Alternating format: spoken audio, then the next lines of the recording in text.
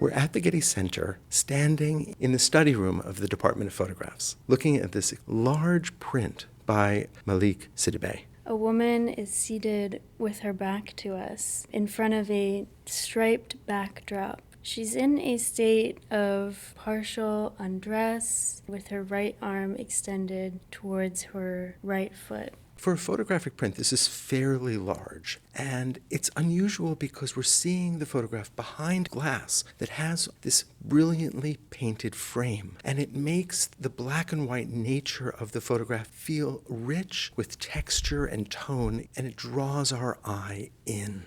We're talking about the late 1950s. This was a critical moment in the history of Mali, which would gain its independence from French colonial rule in 1960. And in 1962, the photographer opens his own studio. People would come to his studio in its heyday, lining up on the street outside to have black and white photographs taken by the artist. And these were photographs that would be hung on people's walls that were an expression of their identity. The artist describes women coming in after they had their hair done, men coming in wanting to be photographed with a radio. And the artist speaks about the ways in which he was their partner in bringing out for the camera who they really were. And while this is not a commercial portrait photograph, we can see the artist turning back to poses that he developed while working as a commercial portrait photographer. This is so different from what we would expect from a traditional portrait photograph. We barely see this woman's face. Instead, the forms of her body, the patterns that surround her really come to the fore. We have these sandals in the foreground that are giving us a sense of movement and narrative that harken back to the cinematic influences that the artist was looking to. He said about this pose that this was inspired by mid-century Euro-American films that were popular in Bamako, in which the actor would leave the scene, perhaps throwing a jacket over their shoulder and confidently strutting away. But here the artist is taking a cinematic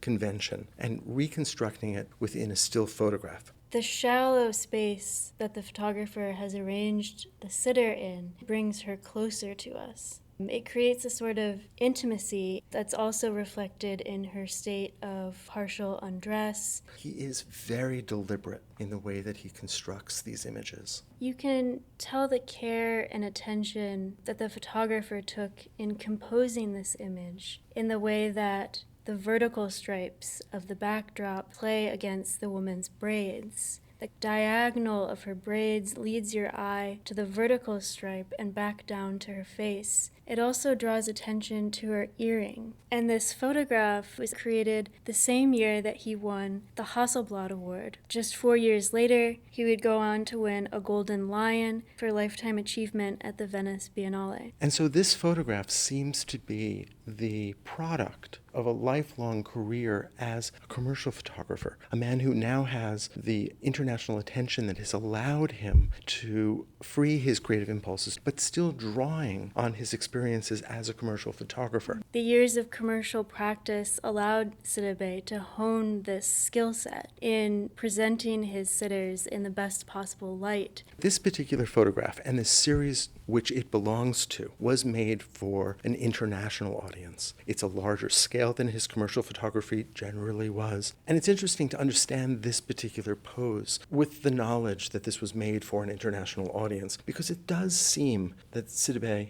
is drawing on not only Malian traditions, but also long traditions in the history of art in the West. Reclining nudes by Titian, by Velázquez, and by many others, but here made by an African artist coming out of a career that was dedicated to serving an African audience, and here seems to be self-consciously reinterpreting that European tradition. And the art historian Candace Keller has said that in interviews with the artist, she learned that Sidibé generously shared the profits of this photographic series with the sitters, helping to support his immediate community.